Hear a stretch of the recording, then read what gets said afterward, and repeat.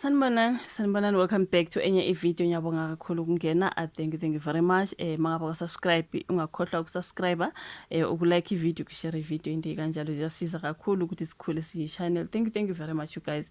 So sizokhuluma ke ngoba usenzo Mchunu, siyabona ukuthi usestudioweni esishisayo ke namhlanje lapha at the parliamentary ad hoc committee.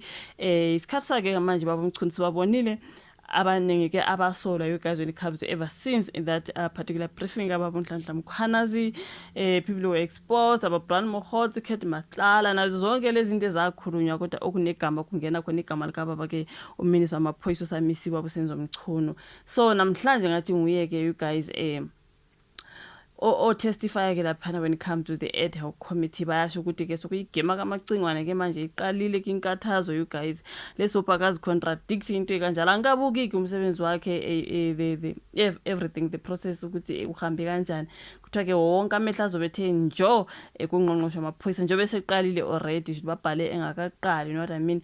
Umnumzana usenzo Mchunu uzothola ithuba lokuqala lokuziphendulela ke ezinsolweni zokuthi usondelene nezigebengu eziphazamisa ukusebenza kwamaphoyisa. So Mchunu ke uzothola ithuba lokuziphendulela namhlanje njengoba ke eseqalile. I think it's until kusasa but he's going to be testifying for 2 days uma esevela phambi ke kwekomiti elikhethekile lase parliament eliphenyisa insolo ezenziwa commissioner ke wamaphoyisa uLieutenant General Nhlanhla Mkhwanazi. Na usihlalo wekomiti kumnumzana Soviet Lehanyani uthe uMchunu uzovela phambi kwekomiti izinsuku ezimbili uzokube phendula imibuzo ke yoholo ofakazi uadvocate Norman Arens ngosuku olulandelayo uzobe sephendula ke imibuzo ke yamalungu ekomiti.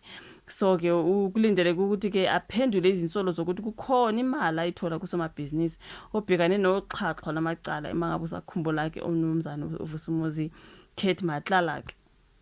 So kubhekwe futhi ukuthi abuzwe ngobudlelwane bakhe nomuntu amchaza nje iqabane lakhe eloyababo ngathi uyinkinga uBrian Mokhotsi okuthiwa kunobudlelwane noMatlala into ekanje. So Mchunu ke kubhekwe ukuthi aphinda abuzwe futhi nangokuhlakazwa kwethimba lamaphoyisa eliphenya ke kubulawa kosopolitiki akwaZulu Natal. So ke uCommissioner wamaphoyisa kaZwelonke ubaba uFani Masimula noMkhwanazi bahlikiza isinqumo sika Mchunu sokuhlakaza ithimba ke ngesikhathi bevele phambi komiti.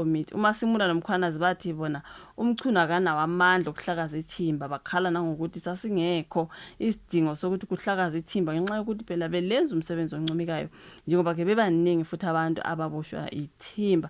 So ngesikhathi ke epheka ke uMasimula noMkhwanazi ngemibuzo uArenze waveza ukuthi uMchunu uzotshela ikomiti ukuthi wakhipha umyalelo ukuba ke kuhlakazwe ithimba ngenxa yokuthi wathola izikhalo ngokusebenza kwalo.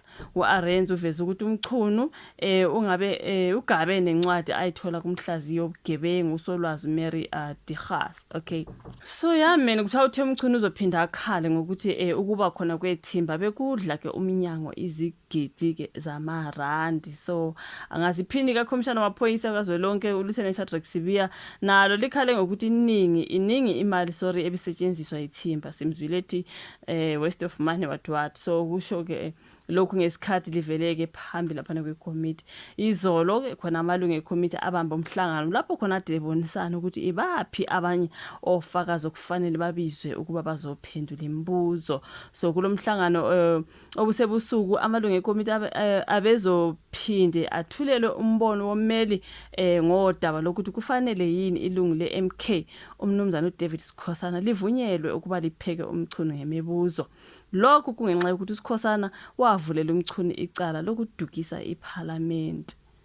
Lot is going on there. So usestudioweni esishisayo ke ubaba uMchunu as we speak you guys basampheka ngemibuzo okwanamhlanje ukuthi uphekwayo ngembuzo ngosihlalo and then ukusasa ngosuku lesibili uzobe sephekwa ke ngembuzo ngamalungu ke ekomiti. So into kanjalo siyazi ukuthi it's going to be a 2 days thing. So man, hey ngathi siyashisa lesiyasihlalo kubonile nje when it comes to baba Sibiya ukuthi hayi ubona ukuthi akuhambi kahle vela phendula into angayibuzwanga bambuza umbuzo lo ajikayele ngoba ngicabanga ukuthi lesiyasitulo lesiyashisa bafethu noma ngathi ufike lapho uthi hayi ngizimsela got everything here kodwa mase kumele ukhulume uvele ubhayizeke Nkosi yami uvele nje ube ngokunye angazi kwenzakalani when it comes to that particular chair especially when all the eyes are on you hayi mina ngibasola Nkosi yami cabanga nje uhleli lapha kuphekwa wena ngembuzo nje yibo bonke laba bantu balinda ukuthi ubanikeze imbuzo ukuthi indaba wathi indaba wangathi indaba kwakuthe